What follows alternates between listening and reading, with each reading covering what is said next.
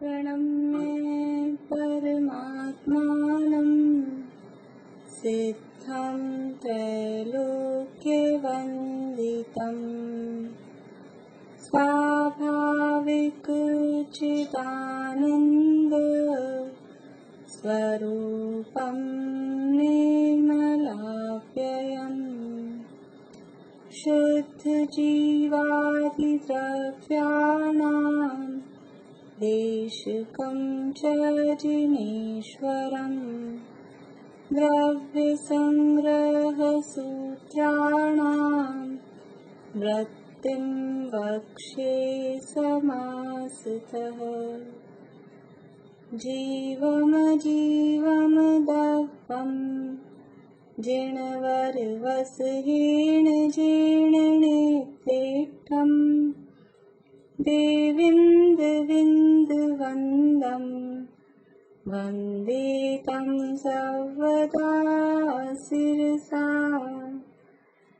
कहे जीव अजीव जिनवर वृषभनि लोकनि वंद्य सुरपतिवृंद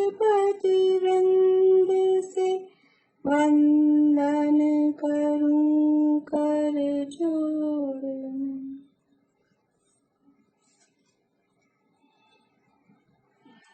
गाथाएं बोलनी है, किनको बोलनी है?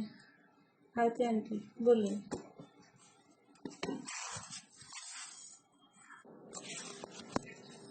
हमारी चर्चा यहाँ पर 38वीं गाथा के संबंध में पुण्य प्रकृतियों की पाप प्रकृतियों की चर्चा चल रही थी और उसके अंतर्गत तीर्थंकर प्रकृति के आश्रय के कारण वो चर्चा हमारी चल रही थी। 38वीं गाथा का पाठ करते हैं एक बार। सुह सुह भाव जुत्ता पुण्यं पावं भवन्ति खलु जीवा साधं सुहाउणामं गोदं पुण्यं पराणि पावं च। शुभ और अशुभ परिणामों से युक्त जीव वास्तव में पुण्य पाप रूप होते हैं। सातावेदनीय शुभायु शुभ नाम का उच्च गोत्र ये पुण्य प्रकृतियां हैं, शेष सब पाप प्रकृतियां हैं।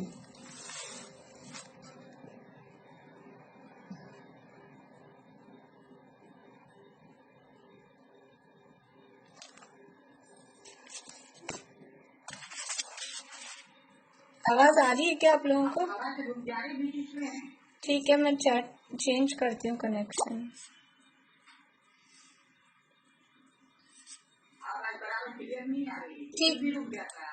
ठीक है।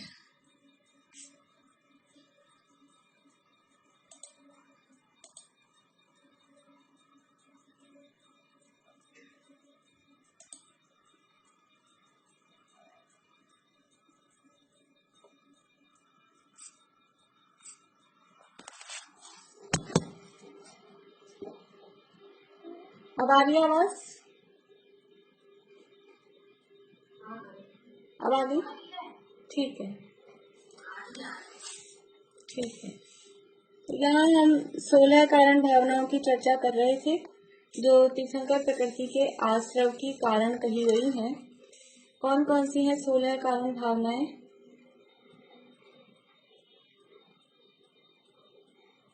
किन्होंने भी अभी तक एक बार भी नाम नहीं सुनाए हैं 16 कारण भावनाओं के? बोली वर्षा भाभी।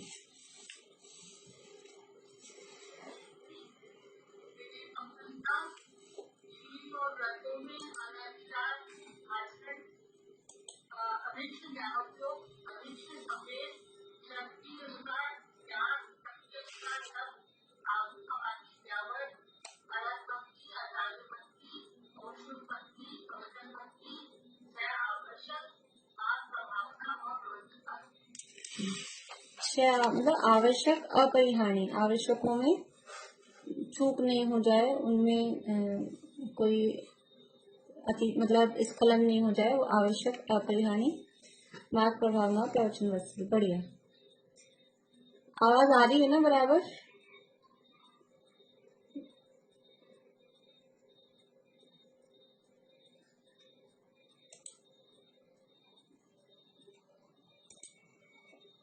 कोई बोल के बताएंगे आवाज आ रही है या नहीं आ रही है? अच्छा, मुझे आप लोगों के सबके वीडियो गायब हो गए हैं, इसलिए मुझे लग रहा है मेरा नेट ही बंद हो गया क्या पूरा, सबके वीडियो बंद हो गए। चलिए, आज हमने चर्चा की अभी तक अनंत भक्ति, आचार्य भक्ति, भविष्य भक्ति और प्रवचन भक्ति। हाँ, अब आ गए, थोड़े थोड़े आ गए। 4 प्रकार की भक्तियों की चर्चा, यानी वो भावना, अनंत भगवान की भक्ति की भावना, आचार्यों की भक्ति की भावना, उपाध्याय परमेष्ठी की भक्ति की भावना और प्रवचन अर्थात जिनवाणी की भक्ति की भावना। इस तरह से 4 प्रकार की यहाँ भक्ति भावनाओं के बाद में अब कह रहे हैं आवश्यक अपरिहाणी भावना। संधि सहित बोलते हैं तो आवश्यक का परिहाणी लिखते हैं, लेकिन वो का है, का में से अ निकलता है, तो आवश्यक अपरिहाणी।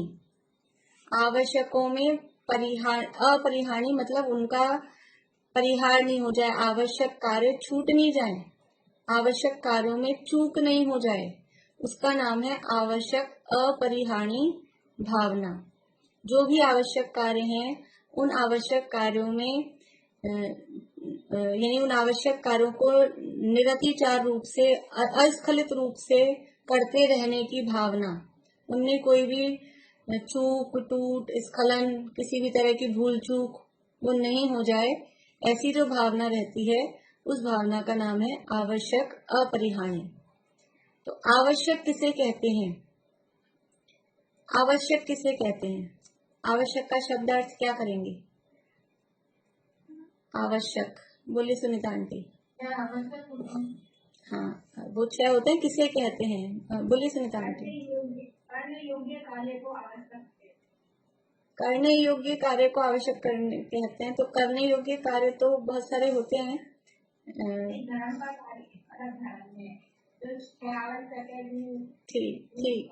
ठीक है।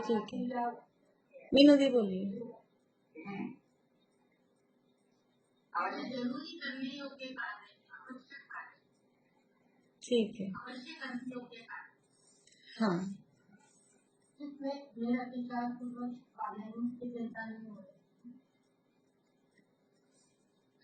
ठीक है। देखिए, आवश्यक शब्द बना है अवश्य। बोलिए जमील आंटी, आप भी बोलिए। इंद्रियों की वश नहीं होता उसे अवश्य कहते हैं। बढ़िया, बहुत अच्छा। रेखा जी बोलिए। और अवश्य करने योग्य कार्य को। बढ़िया, रेखा जी बढ़ जाते हैं। नियम से जो करने योग्य कार्य है उसे। बढ़िया, बहुत अच्छा आप लोगों ने सबने बताया। आवश्यक यानी अवश्य शब्द से बना है आवश्यक। तो अवश्य यानी जो अवश्य करने योग्य कार्य हैं, अवश्य जरूरी, तो जो अवश्य करने योग्य कार्य हैं वो कहलाते हैं आवश्यक। ये तो एक अर्थ हुआ। आवश्यक किसे कहते हैं? सरल अर्थ है, हम समझते हैं। ये आवश्यक है मतलब अवश्य ही करने योग्य है, अकेला करने योग्य नहीं, अवश्य करने योग्य। सुनिता आंटी, अवश्य करने योग्य जो कार्य है उसका नाम आवश्यक है। अब आवश्यक क्या चीज है? अवश्य कौन सा कार्य होगा? तो वो जो इन्होंने भी अर्थ किया, अवश, जो किसी के वश नहीं है, जो इंद्रियों के वश नहीं है, अन्य के वश नहीं है, ऐसे जो कार्य हैं वो कहलाते हैं अवश्य, और उससे बना है आवश्यक। तो जो कार्य इंद्रियों के अधीन नहीं है, अन्य के वश नहीं है और अवश्य करने योग्य है, ऐसे कार्य आवश्यक कहलाते हैं। तो सामान्य अर्थ जो सरल अर्थ है, सामान्य यहाँ जो अर्थ शुभ भावों के अर्थ में जो अर्थ प्रयुक्त हो रहा है वो अवश्य करने योग्य कार्य को आवश्यक कहते हैं। तो अब कौन से कार्य अवश्य करने हैं? तो गृहस्थों की जीवनचर्या अलग टाइप की होती है, मुनिराजों की जीवनचर्या अलग टाइप की होती है, इसलिए गृहस्थों को अवश्य करने योग्य कार्य अलग होते हैं, मुनिराजों को अवश्य करने योग्य कार्य अलग होते हैं। हम लोग व्यवहार में देखें तो बच्चों के काम अलग हैं, लेडीज के काम अलग है, जेंट्स के काम अलग हैं, वो अवश्य करने मतलब वो उनको करने होते हैं। यद्यपि उनको हम आवश्यक नहीं कहते, लेकिन फिर भी अलग अलग उम्र के हिसाब से, अलग अलग लिंग के हिसाब से वो काम अलग अलग होते हैं। तो यहाँ तो धर्म का धार्मिक प्रकरण है, तो यहाँ दो तरह के धर्म है, गृहस्थ धर्म और एक मुनि धर्म। तो गृहस्थों को जो काम अवश्य करने योग्य हो, चाहे वो बच्चा हो, चाहे बूढ़ा हो, चाहे जवान हो, चाहे स्त्री हो, चाहे पुरुष हो, कोई भी हो, लेकिन यदि वो गृहस्थ है तो उस गृहस्थ को अवश्य करने योग्य कार्य कौन से होंगे। और यदि वो मुनि है तो चाहे आचार्य हो कि चाहे उपाध्याय हो कि साधु हो कि बड़े बुजुर्ग मुनि हो कि नए नए दीक्षित हुए हैं कि पुराने दीक्षित हैं, कोई से भी हो, अवश्य उनको वो काम करने ही है। तो ऐसे वो अवश्य करने योग्य कार्य आवश्यक कहलाते हैं। तो गृहस्थों के आवश्यक अलग होते हैं, मुनिराजों के आवश्यक कार्य अलग होते हैं, लेकिन इनकी संख्या नंबर वो 6 होती है। तो गृहस्थों के 6 आवश्यक और मुनिराजों के 6 आवश्यक। यहाँ जो प्रकरण दिया है वो मुनिराजों के आवश्यकों की मुख्यता से दिया है, मुनिराजों के आवश्यक जो होते हैं, लेकिन हम गृहस्थों पर भी उसको लगा सकते हैं, घटा सकते हैं कि गृहस्थों के आवश्यक कार्य उसमें अपरिहार्य, उसमें चूक नहीं हो जाए। तो हम गृहस्थ हैं तो हम अपने हिसाब से सोच सकते हैं, जो मुनिराज हैं वो अपने हिसाब से सोच सकते हैं कि जो आवश्यक कार्य हैं उनमें कोई स्खलन नहीं हो जाए, कोई काम रह नहीं जाए, ऐसी भावना वो आवश्यक अपरिहार्य भावना कहलाती है। तो गृहस्थों के षट आवश्यक कौन कौन से हैं? सुधा जी, आपको नहीं मालूम? बोलिए सुधा जी।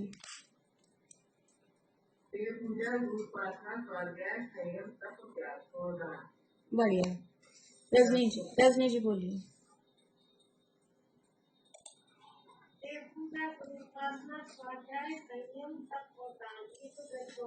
बढ़िया। और मुनिराजों के भी बोलेंगे?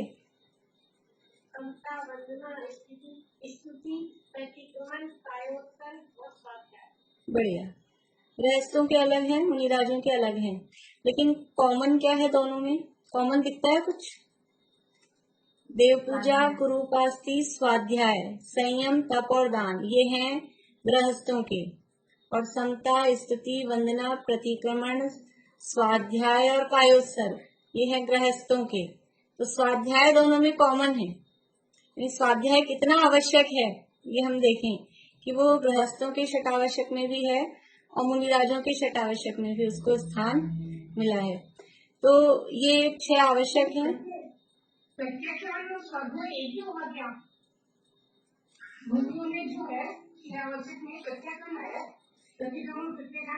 हाँ, वो दोनों मिलते हैं, यद्यपि एक नहीं है दोनों का अर्थ दोनों का एक नहीं है, लेकिन वो दोनों नाम मिलते हैं। कहीं प्रत्याख्यान मिलता है, कहीं स्वाध्याय मिलता है। छड़ावा में पढ़ेंगे तो स्वाध्याय है, समता समारे थुति उचारे वंदना जिनदेव को, नित्य करे श्रुति, श्रुति यानी स्वाध्याय, प्रति करे प्रतिक्रम तजे तन अहमेव को। तो दोनों तरह से मिलते हैं, जो भी हो, दोनों का अर्थ एक नहीं है। प्रत्याख्यान का अर्थ अलग है, स्वाध्याय का अर्थ अलग है। हाँ, समता, स्तुति, वंदना, प्रतिक्रमण, स्वाध्याय ऑब्लिक करके प्रत्याख्यान कर लीजिए, दोनों हो जाएंगे जहाँ जो यथा योग्य मिले। और लास्ट है कायोत्सर्ग।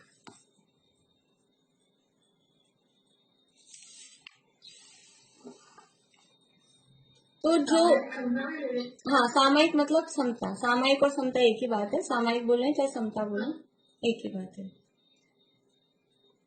तो गृहस्थों के षटावश्यक कौन है, पहले अपन वो बात कर लें। हम गृहस्थ हैं तो पहले अपने आवश्यकों की बात कर लें। कौन कौन से षटावश्यक हैं गृहस्थों के? बोलिए ज्योति जी।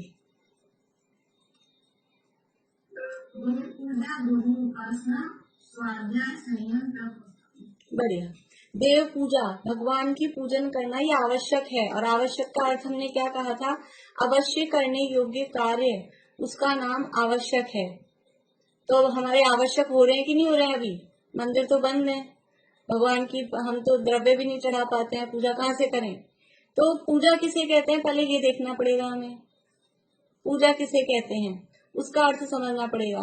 इस थाली में 8 द्रव्य रखे और इस थाली में से उठा के इस थाली में चढ़ा दिया, उसका नाम पूजा नहीं है। पूजा किसे कहते हैं कि भगवान के गुणों का अनुवाद करना, पूज्य के गुणों में अनुरक्ति, उसका नाम पूजा है। तो उसके लिए द्रव्य तो आलंबन है, हमारा उपयोग उसमें लगा रहे।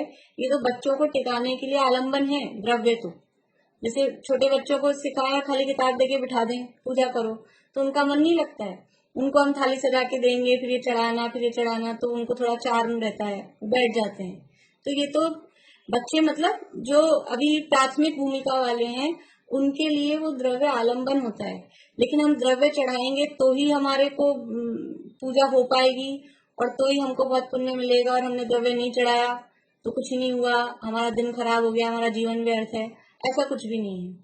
तो स्वच्छंदता भी ग्रहण नहीं करना, जैसी जब व्यवस्था हो। लेकिन अकेले द्रव्य, कहने का मतलब यह है कि अकेले द्रव्य चढ़ाने से ही पूजा नहीं होती है, तो भाव पूजा भी होती है। और भगवान के गुणों का अनुवाद करना, उसी का नाम पूजा है। तो वो हम भगवान के गुणों की महिमा, भगवान की महिमा, भगवान को देखकर और अभी जो भी व्यवस्था है उस हिसाब से भगवान की भक्ति हमारे हृदय में रहे, वो देव पूजा है। फिर इसके बाद में गुरु उपासना, गुरुओं की उपासना करना, गुरुओं के गुणगान, गुणगान मतलब उनकी महिमा, उनके गुणों का अनुवाद, उनकी सेवा वगैरह करना, तो ये गुरु उपासना। तो अब गुरु उपासना कैसे होगी? हर जगह हर समय तो हमको कोई मुनिराज मिलते नहीं है, तो वहां भी यही समझना कि जहाँ यदि साक्षात गुरु हैं तो उनकी पूजा भक्ति उपासना करना, और यदि साक्षात नहीं है तो भाव पूर्वक ही गुरुओं का स्मरण करके, जैसे हमने कल 2 दिन से हम कर रहे हैं, उनके गुणों का व्याख्यान कर रहे हैं, उनके गुणों के बारे में विचार कर रहे हैं, सोच रहे हैं, तो ये क्या हो रहा है? ये गुरु उपासना है। हम उन राजों के बारे में विचार कर रहे हैं, उनके कैसे कैसे गुण होते हैं, किस तरह से उनका आचरण होता है, ये सब गुरु उपासना है। अरहंतों का स्वरूप हमने देखा, तो ये देव पूजा है। बोलिए भारती आंटी।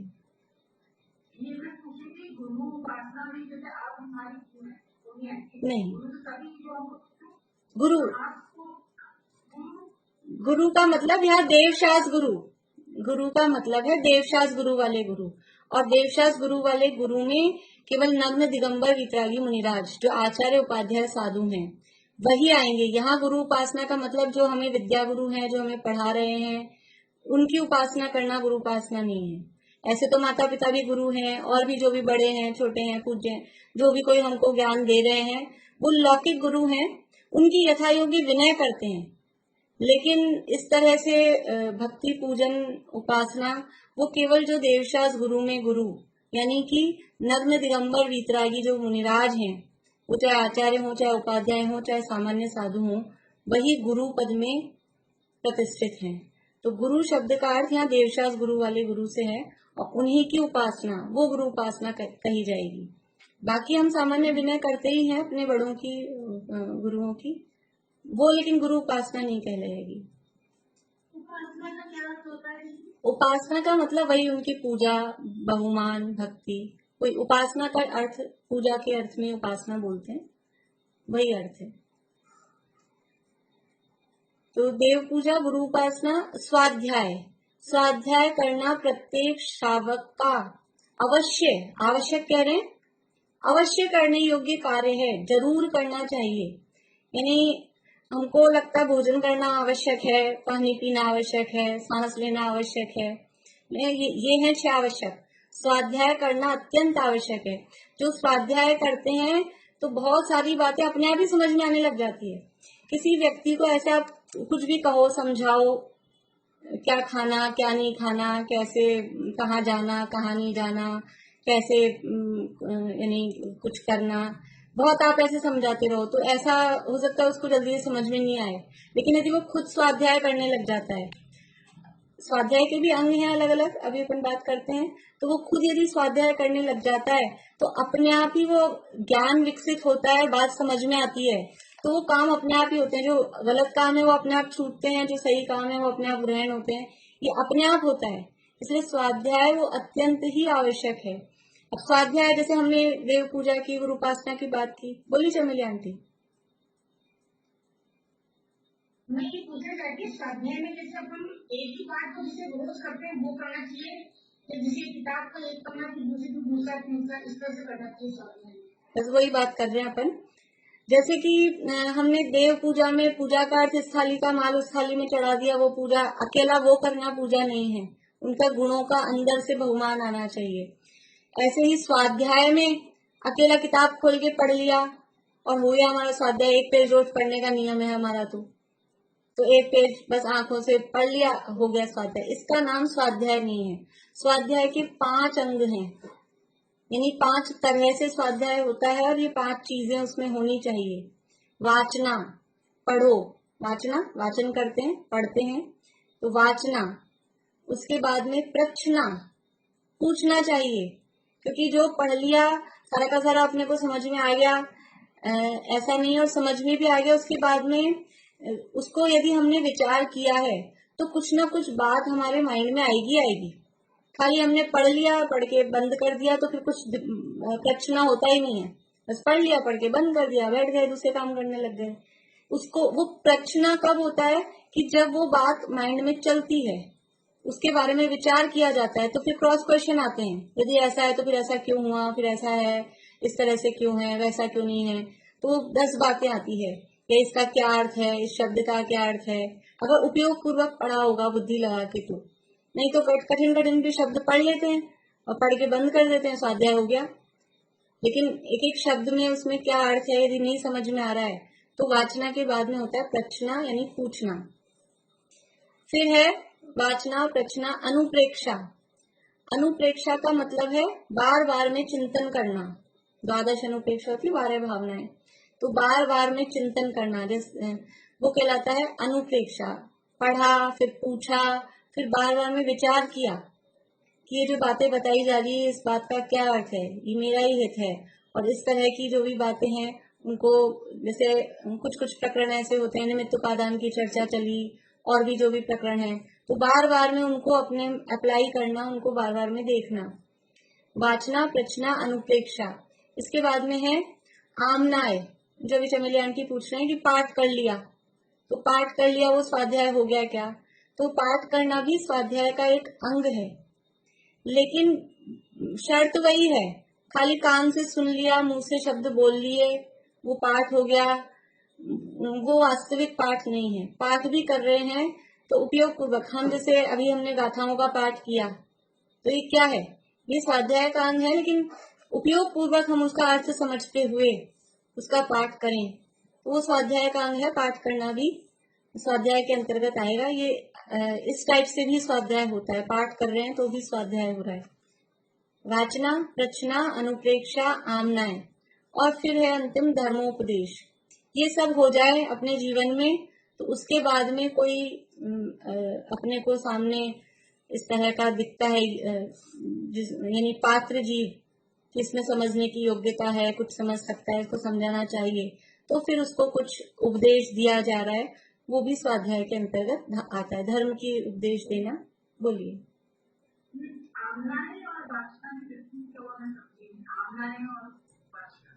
वाचना में तो पढ़ लिया, रीडिंग है, और आमनाय में आमनाय अकेला मुंह से पाठ करना नहीं। आमनाय का मतलब है वो अंदर अंदर, जैसे ऐसा नहीं होता कभी कभी सुबह अपन ने पूजन सुन ली चैतन्य धाम की, और वो उन्होंने कोई भजन गाया, तो वो दिन भर चलता रहता है। ऐसा नहीं होता कभी विधान में हम बैठे, कोई भजन या कुछ ऐसी हुई, तो वो दिन भर अंदर अंदर वो चलती रहती है, वो उसकी लाइंस कुछ, तो वो ऐसा अंदर अंदर वो आमना है, वो अंदर अंदर पाठ चल रहा है। विचार पूर्वक ही, विचार हर चीज में ही रहेगा उस तरह से। ऐसे ही नहीं, पढ़ा ध्यान से, जैसे हम पढ़ते हैं, हमने पहले एक पैराग्राफ पढ़ा, तो पढ़ा उसको ध्यान से, लेकिन अभी वो हुआ वाचना। पढ़ा, फिर अब उसमें कुछ पूछ रहे हैं, समझ रहे हैं, आपस में चर्चा कर रहे हैं, वो हुआ प्रश्ना। फिर उसके बारे में विचार कर रहे हैं और गहराई से, तो वो अनुप्रेक्षा। फिर वही चल रहा है, या उसी को बार बार में, मतलब जो कोई पद्य वाली चीजें होती है उनका किया जाता है आमना है, मतलब उसका बार बार में पाठ, से गाथाएं हैं, तो बार बार में 1 से लेके हमको 38 तक याद हुई है, तो 1 से 38 तक बोल ली, फिर से वापस 1 से शुरू हो गए, फिर वो बोलने लग गए, अब कुछ और मान लो याद नहीं है, अपने को बैठे हैं, तो फिर वो बोलने लग गए, फिर उनका स्वरूप विचार करने लग गए बोलते बोलते। अंदर ही अंदर, मुंह से बोलना नहीं, मुंह से भी बोल सकते हैं लेकिन अंदर ही अंदर वो चल रहा है, तो वो आमना है। और फिर धर्मोपदेश, दूसरों को उपदेश देना, वो धर्मोपदेश है। तो इस तरह से स्वाध्याय के 5 अंग हैं। तो अकेला आंख से पढ़ना ही स्वाध्याय नहीं है। यदि हम बैठ के सुन भी रहे हैं, लेकिन वो सुन भी उपयोग पूर्वक रहे हैं, और अगर बराबर जिनवानी लेके बैठ के ही प्रवचन सुनते हैं घर में भी, तो वो भी स्वाध्याय के अंतर्गत आएगा। लेकिन ये स्वाध्याय के अलग अलग तरीके हैं। एक अकेले बैठ के स्वाध्याय किया जाता है, एक इस तरह से सामूहिक स्वाध्याय होता है, और दोनों ही बेनिफिशियल हैं। सामूहिक स्वाध्याय का अलग लाभ होता है और अकेले स्वाध्याय का भी अलग लाभ होता है। तो कोई ऐसा सोचे कि सामूहिक करें कि अकेले करें, तो दोनों तरह के करने चाहिए, दोनों बेनिफिशियल हैं, दोनों लाभदायक हैं, यथा योग्य, जिसको जैसा ज्यादा समझ में आता हो उस हिसाब से, लेकिन स्वाध्याय करना चाहिए। कुनकुंद आचार्य ने प्रवचन सार में गाथाएं लिखी है, इसमें स्वाध्याय से ही जान कर निज अर्थ में एकाग्र हो, शुरू की लाइन मतलब लास्ट में उसमें ऐसा है, इसलिए स्वाध्याय करना चाहिए, ये लाइन उन्होंने दी है, भूल रही हूँ अभी मैं पहले वाली। जिनागमों से सिद्ध हो सब अर्थ गुण पर्याय सहित, जिनागमों से ही श्रमण नहीं। हाँ, वो स्मारक में अपने वो वॉश बेसिन के बाहर, मंदिर के बाहर लगा हुआ था वो, अब इसलिए पूरा दिमाग से। चलिए, तो स्वाध्याय मतलब अत्यंत आवश्यक है। स्वाध्याय के अपन ने 10 लाभों की चर्चा की थी। स्वाध्याय करने से 10 लाभ तत्काल होते हैं, उसी समय 10 लाभ होते हैं। याद है किसी को?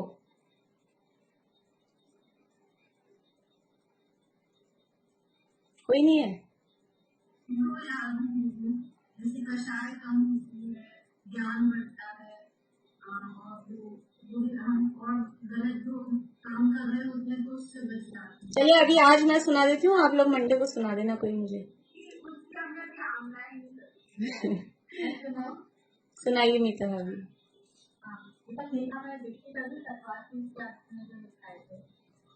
चलिए, देख के बोलिए।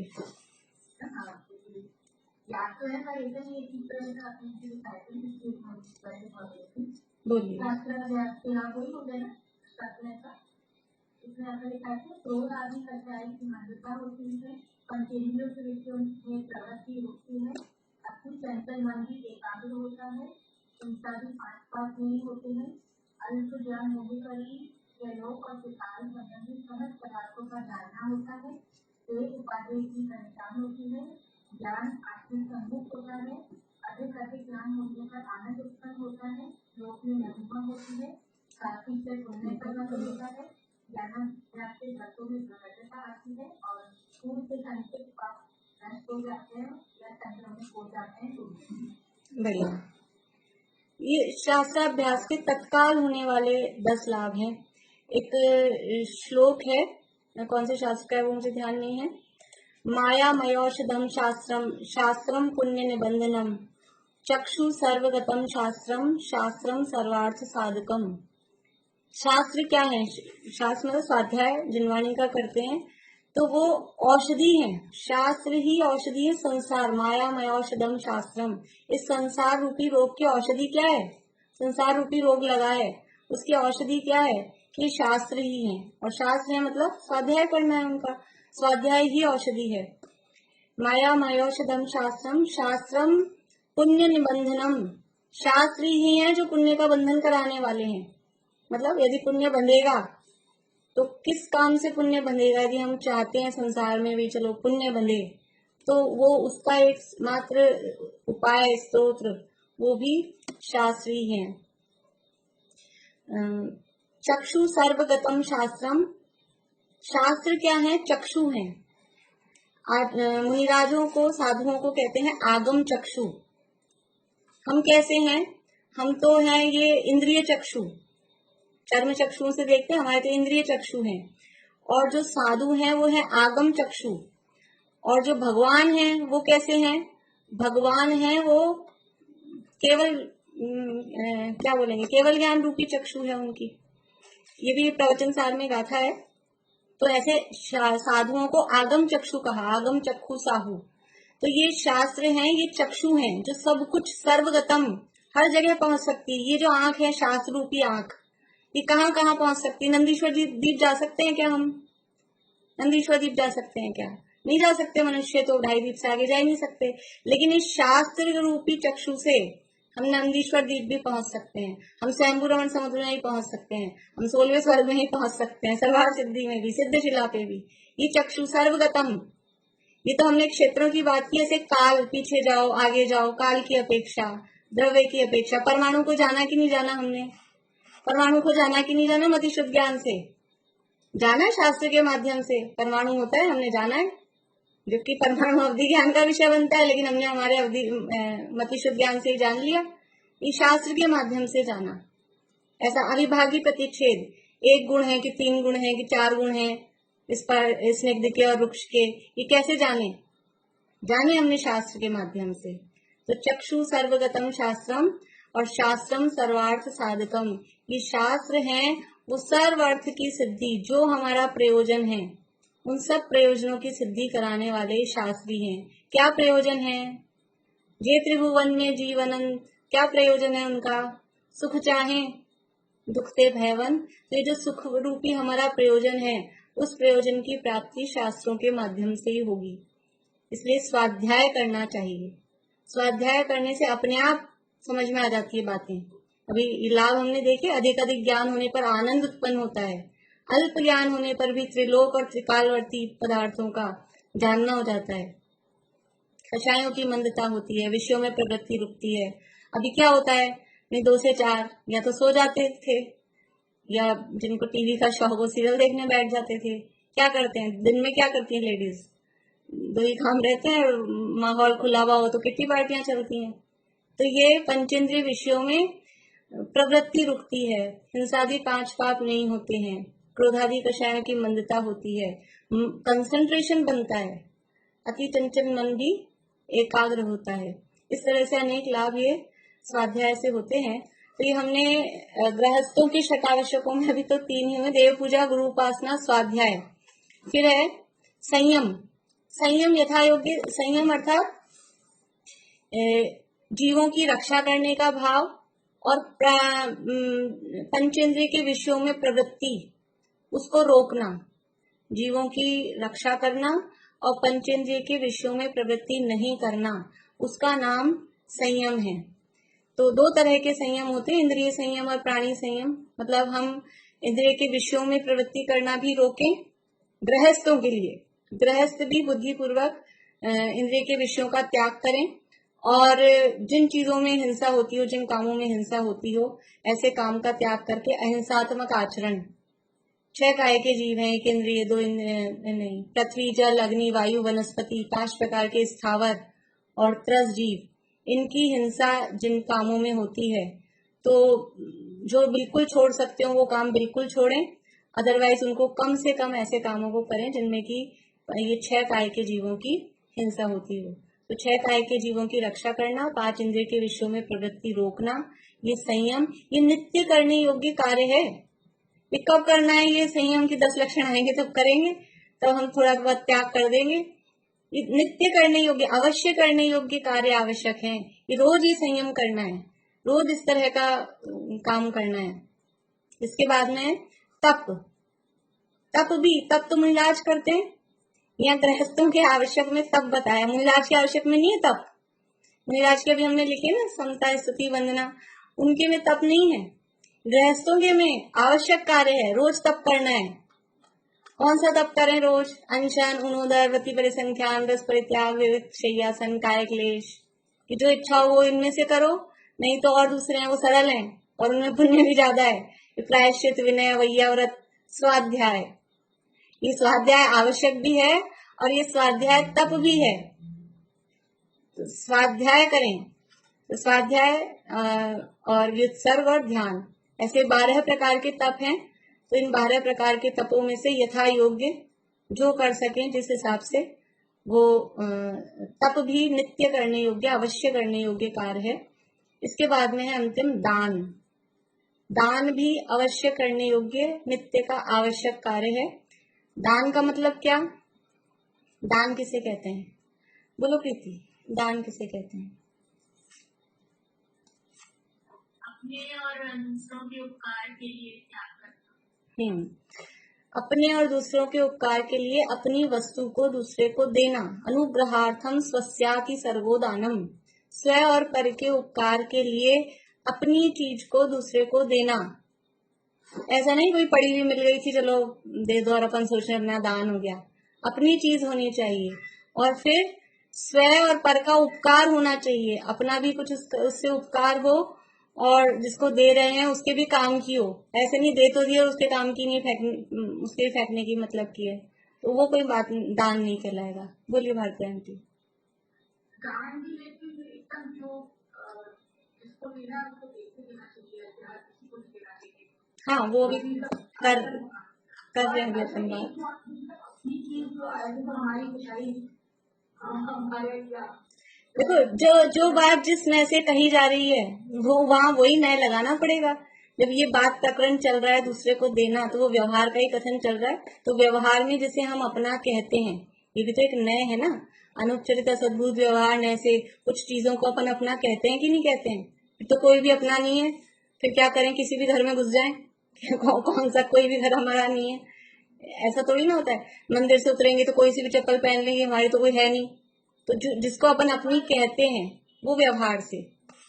पर दान ऐसी चीज का नहीं देना चाहिए ना जो मेरे को चीज तो मेरे को लग रहा वो कर रहे हैं अभी अपन बात कि ये दान है स्व और पर के उपकार के लिए अपनी वस्तु को दूसरे को देना, यानी दूसरे के भी काम आए, दूसरे के भी उपयोग में रहे। और क्या काम आए दूसरे की? हम समझ रहे हैं किसी को कपड़े दे देना, किसी को चप्पल दे देना, किसी को, ये वास्तव में दान है नहीं।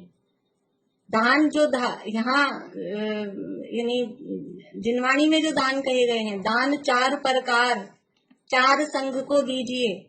दान देते समय दान किसका दिया जा रहा है? वो वस्तु।